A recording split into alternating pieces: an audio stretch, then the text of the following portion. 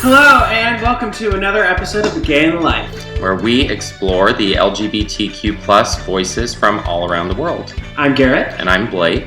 And today our guest joins us all the way from the Philippines. Welcome, Kylie Marco. Hello! Yeah! Hello. Hi. Before we launch into growing up and family and everything, we wanted to touch first on your podcast. Will you tell us a little bit more about it?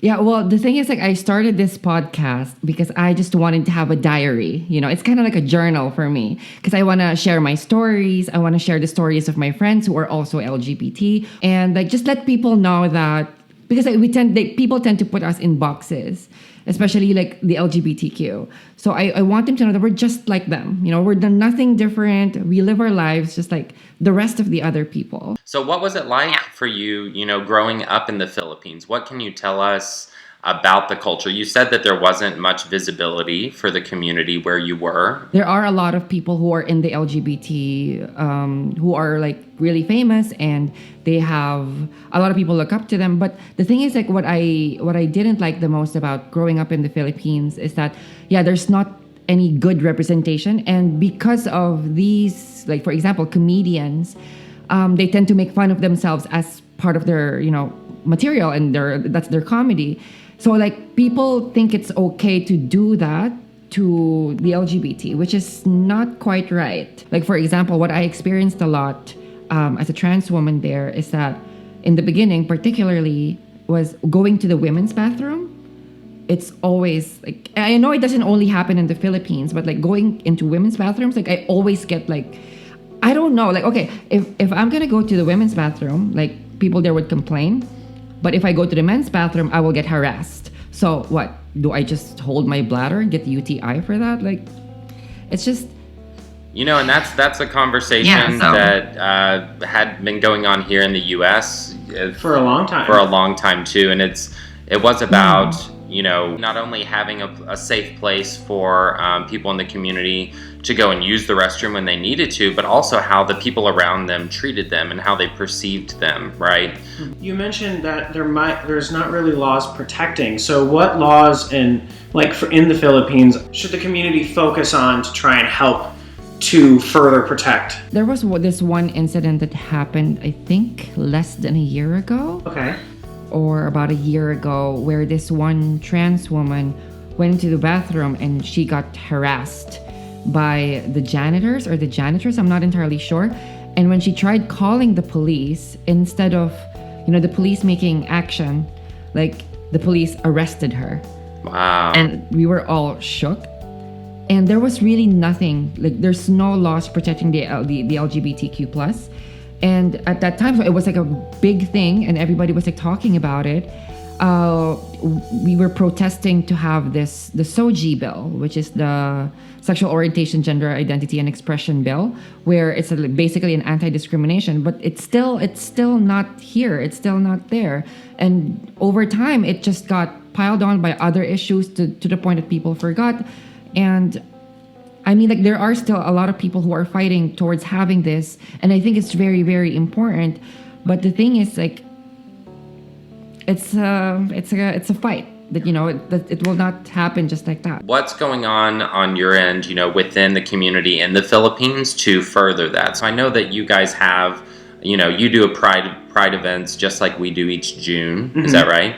Yeah, we have different pride events, and it's really nice. It's a gathering. It's a protest. It's not just a party, but people go there to, number one, educate people. Number two, fight for our rights, and get as many people who are interested in fighting for this and fighting for our rights and fighting for everything that just respect, just plain respect. Right. I mean, only this week here in the U.S., federally, it was finally passed. A law was finally passed saying that LGBTQ plus people can't be discriminated against in the workplace. Yeah. And that was just this week. Something happened actually to me in China before that is kind of related to that. Can I tell that story? Love to hear it, please. Yeah. So when I interviewed for this company, even though they liked me and I was already working for them part-time before, and I was supposed to go work full-time, they told me that they cannot have me full time, which is because apparently this company is owned by the government. And apparently, this is what the HR told me. It will, quote unquote, it will not look good in their books to have a transgender employee. And I was just like, wow. In regards to the Philippines and China, is one, would you say, ahead of the other as far as trans rights or just LGBT rights in general? These two countries, Philippines and China, are two very different countries. Religion alone, it's totally different. The way people are raised, it's totally different. And China is a communist country, and the Philippines, we have the democracy there, kind of now. Anyway, so it's very, very different. And it's also the mentality of the people. I wouldn't say one is ahead of the other, because I think both countries still have a lot to work on. But I actually felt more comfortable in China. And the reason why was that walking down any street here in China, I never heard anybody say something against me.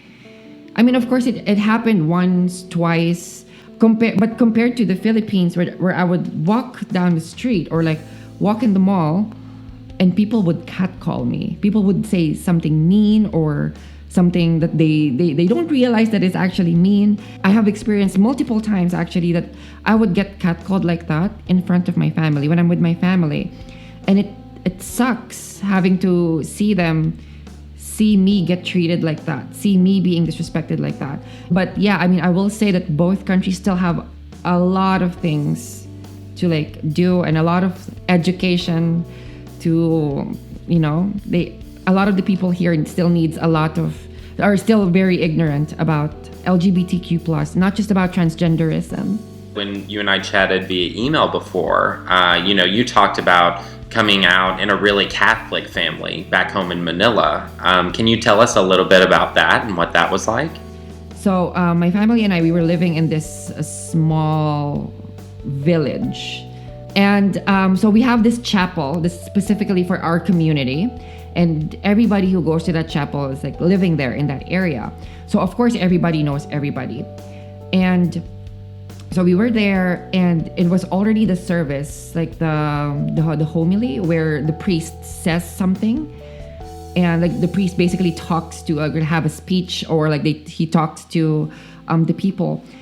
And he was attacking, straight up attacking, not even low-key attacking, but literally attacking the LGBT plus community, particularly the transgenders. And of course, it was the first time that priest was there. And of course, everybody knows me and knows that I'm a transgender. So as he was talking, I was getting looks from people. And I was just you know what? I'm sorry, I cannot say that. No, you can. Whatever you want to say. Yeah, you say whatever you want.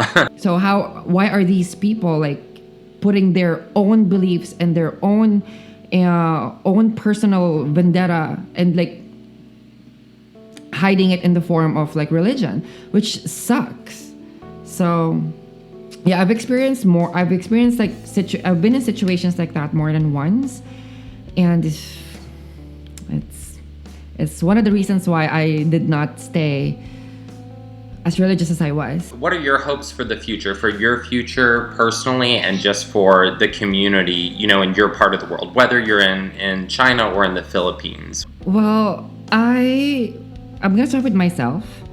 I just hope that I still find this courage that I have now to continue fighting, because it's not just for me, it's for everybody else. And I have this platform now, we have all these resources, and I really hope that more and more people would come forward and share their stories. I'm really happy for you guys. Congratulations. Oh, thank you. And I really hope for me that I would someday find it myself and be have marriage available to me as well. And yeah, I really hope that the Philippines will continue their progress to be more woke and also China.